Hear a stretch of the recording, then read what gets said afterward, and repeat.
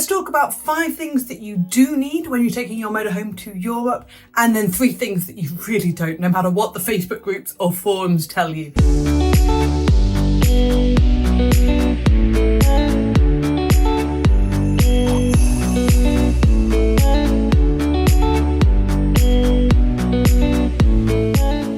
So let's dive into the very first thing that you need to take your motorhome or campervan to Europe, and that is a way of connecting your electric cable to a campsite or any hookup point that you might find. Now, you will use your exact same electric cable that you use over here in the UK, and in fact probably more than half the time, you literally just plug it in on both ends exactly the same way that you do in the UK, and it all works. It really is that simple. However, you do need to take with you at least 2 different adapters just in case. So the one that you'll use most commonly is a 2-pin adapter. So this is a tiny little length of cable, and you plug the usual end into your van just like you do in the UK, and then the end that goes to the campsite, you'll probably find that instead of the nice big round circle that you're used to, there will be a 2-pin plug. So what you do is you take your little adapter, you plug one end into the cable, it'll be really obvious which one, and on the other end it will have the 2-pin plug. You plug that straight into the campsite and it all works. Simples. Now, some campsites in Europe, just like over here in the UK, sometimes you have to flick the switch, and some of them have got like the twisty thing, so once you put the cable in, you twist it, although admittedly that doesn't happen very often with the 2-pin plugs. It does not matter which way round the plugs go, you just plug it in and hopefully it'll magically work.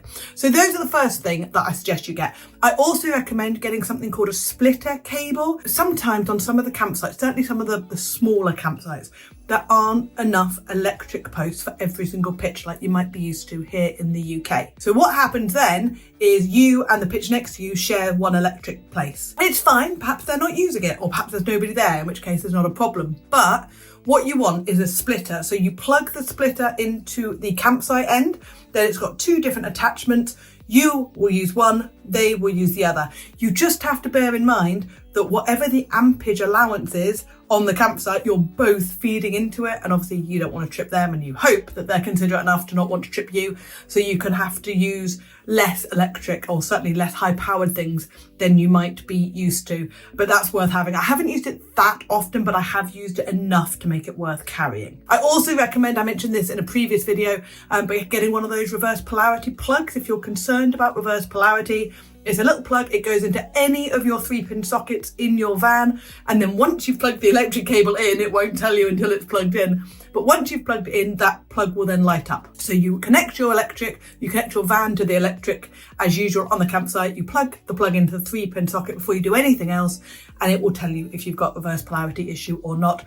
And if you're concerned about that and you don't have, like I mentioned, the Sargent box, which has got the little button that fixes it all for you, then you want to get a little reverse polarity cable, and you then plug that into your cable between your cable and the campsite connection point, and that will fix the reverse polarity issues for you. So that's the first group of things that I recommend that you get. Second thing, you want an actual physical bank card. I use my phone and Apple Pay all the time, and occasionally if I remember to wear it, I use my watch. Like 99% of my life I pay with my phone. However, in Europe, you will find you need a physical card, and the most common place that you'll need this is at fuel stations.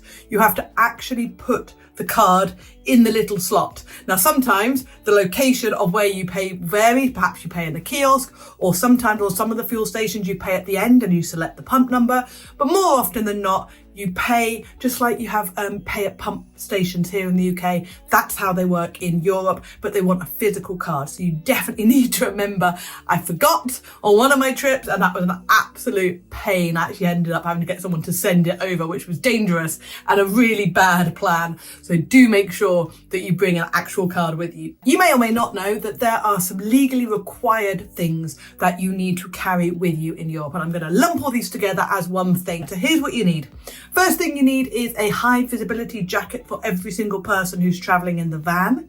Don't forget, they have to be accessible from within the vehicle. There's no point storing them in the garage, or if you've got a car and caravan, don't put them in the caravan. You're not allowed out on the side of the road without your high visibility vest on. Next thing you need is a UK sticker on the back of your vehicle, assuming of course your vehicle is registered in the UK. We used to be GB, we're not GB anymore. If you still have a GB sticker on the back of your vehicle, cover it up with a UK one or take it off completely. Next thing you'll need for most of us are headlight converters, and these stop obviously your headlights shine on one side of the road when we're driving on this side, but when you're driving on that side, they'll be shining straight into the oncoming vehicle's eyes. So what you want is these headlight converters. You can get them from Halfords, Amazon, all over the place. And the hardest bit is figuring out what vehicle you've got and where you fit them all. I have actually got a video of that somewhere. I don't think I've put it out yet, but I will at some point put that little video out for you so you can see how you find out how to fit the things. Highly recommend buying 2 packs because I guarantee you'll fit them wrong the first time. And I also don't recommend waiting until you're on the ferry or the tunnel to fit them, because you'll have this much space between you and the van in front of you and you'll get them all wrong. So yeah, highly recommend that you do that in advance. You could do it in the waiting area whilst you're waiting to board. That's always a good time to do it. Or you could do it on the other side, assuming of course you're not travelling at night. Next thing, you'll need a warning triangle.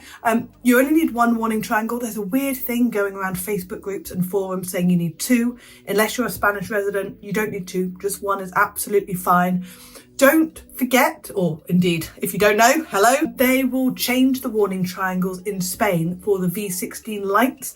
I think these are fantastic. They're basically beacons that you put on your vehicle if you've broken down. It makes you so much more visible, especially at night. They're coming in Spain on the 1st of January 2026.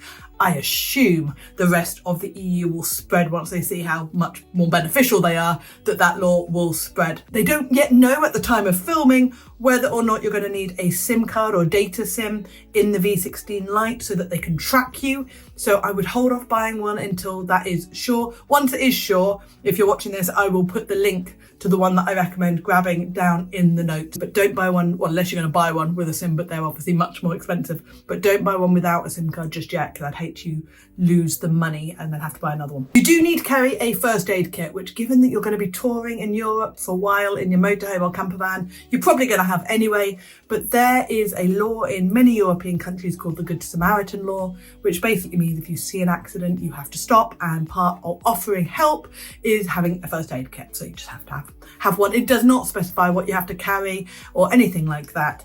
Just having one on your vehicle is absolutely fine. If you are traveling to mountainous areas in winter time, so for most countries in Europe, that's either the 1st of October or 1st of November, and then goes on till around about the end of March. But if you're traveling places like the Alps, the Pyrenees, they require you to have proper winter or all season tyres fitted with the 3 Mountain Peak snowflake sign on them. So you have to have those fitted on your vehicle, and then you also have to have either snow chains or snow socks. Now, the actual rules for what you have to have will depend on the weight and the size of your vehicle. I will leave the link for the relevant article for you so you can see exactly what you need. If you are just crossing the Pyrenees to go down to Spain for the winter and you're just driving down one of the main roads on either side, you can get away with snow socks. Snow socks are lighter, they're cheaper, and they're a heck of a lot easier to fit. And if you're just doing that route, you probably won't need them. So I wouldn't even worry about that. Snow socks are fine. If, however, you're going to go up into the mountains during the winter period, you're going to go motorhome skiing or spend some time up there, you want snow chains anyway, because it's quite dangerous driving a heavy vehicle up and down icy roads. So make sure you get snow chains. Don't make my mistake of we bought the right width or right diameter, but not the right width. We didn't buy camper ones, we bought car ones. So make sure you buy the ones that fit your vehicle. You also need to carry some spare bulbs and some spare fuses. I would suggest that this was worth carrying anyway. They don't specify exactly what bulbs or fuses you need to have, but a little fuse kit that covers whatever your vehicle uses and a couple of spare bulbs for your vehicle is always worth having. So the next thing that I highly recommend you have is a good roaming device. Now that could be your phone, that could be a dongle, that could be anything that gives you a way of getting Wi-Fi and the internet whilst you are traveling. You will be amazed, even if you don't think to use the internet that much, but when you're trying to find campsites, or you're trying to find the best routes, or you're trying to find all sorts of things really. You use, even if you're looking up like, oh, what time does that market open, or what day is it on, or what's the best market in the area, or the best restaurant in the area, you'll use it an awful lot. So I would make sure your phone has got some sort of EU roaming ability on it. You might have to pay for it. I know with EE, I changed their quite recently onto EE, and I managed to get a brilliant deal where I have EU roaming actually as part of my contract, which is fantastic. You can also get a dongle or a Wi-Fi system that has a roaming data SIM card in it, so that as you are traveling around, it will pick up the best network and you will pay for that as you travel around. The last thing you can do if you're going to do a really long trip is get a local SIM card. Now, I don't really bother with this, but you can get a little dongle, or indeed just get an old phone or something like that. Make sure it's unlocked, and then you can buy a local SIM card. In France, they sell them at supermarkets. The locations of where they sell them varies, but you can often find them at supermarkets or shops like that. And then you just buy the SIM card, you put it in the extra device and you register it, and off you go. It really is quite that straightforward. I don't really bother with that. I think you have to be out there for months and months, which frankly, with the whole 180 day rule now, isn't really going to apply to most of us. But that is still an option. If you travel to one country regularly, it might be cheaper for you than having a roaming contract. The last thing that I recommend you definitely do have is a decent off-grid setup. Now, for me, the joy of travelling around Europe in my motorhome is the ability and the freedom to be able to stay in places without booking months in advance. And those kind of places are the Airs and some overnights approved stopovers and places like that, like I went through in the last video.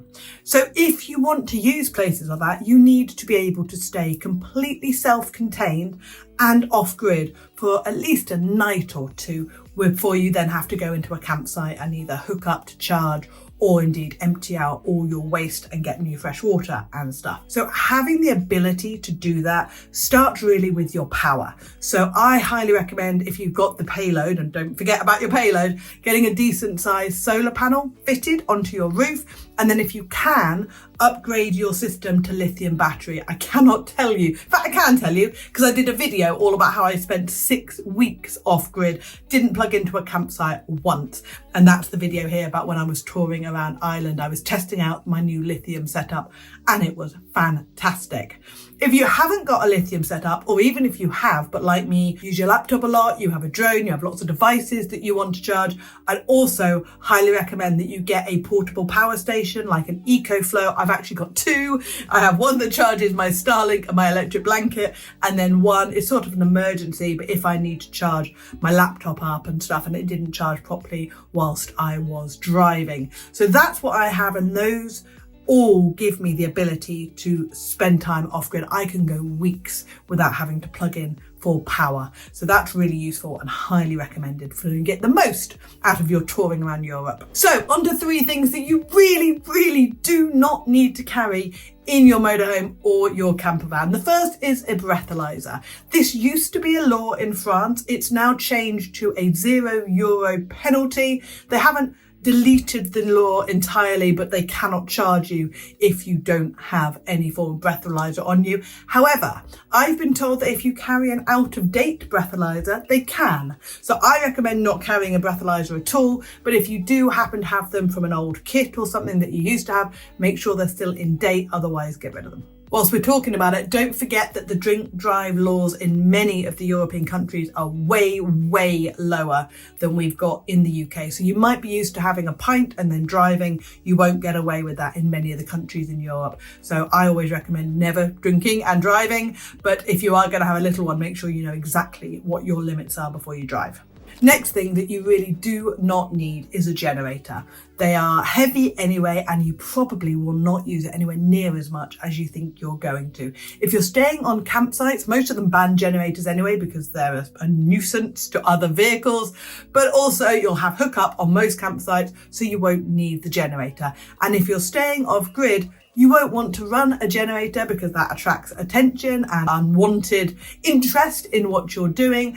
Or you'll be around other vehicles and they will all get upset about the fact that you're disturbing the beautiful, peaceful spot that they are in. So I highly recommend that you don't carry a generator, and again, have some sort of portable power station that is quiet, it's easy to charge, it doesn't need any fuel like the EcoFlow. They are really useful bits of kit, and that way you can get away with a whole heavy generator nonsense. Third thing that you don't need, unless you're planning a very specific route and destinations is the Critair sticker. Now, I mentioned this on one of my previous videos about how you needed it if you're going into the Critair zones, but you don't need to go anywhere near the clean air zones to go touring around Europe. So if you find that you don't have your Critair sticker, or you don't have a clean air sticker for perhaps you're going somewhere like Italy and you see a zone that you didn't know was there, you don't have a sticker, you can park up outside it. It doesn't prohibit you from touring around the country because you haven't got one of these clean air stickers. You just park up outside the zone and get public transport in. It really is that simple, just like we do here in the UK.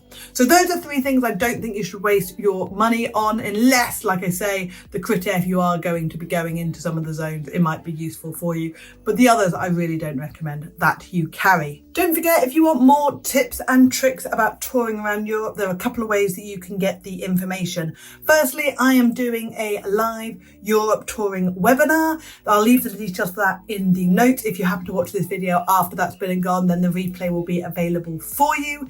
You can also grab my Ultimate Europe Touring Toolkit. Again, I'll leave the notes. Or if you prefer a physical book, you can grab a copy of my complete guide to motorhoming in Europe, which again, I will leave the link for you in the notes. So all of those will give you more tips, more ideas, places to visit, things to do, and stuff to help you have the most incredible European adventure.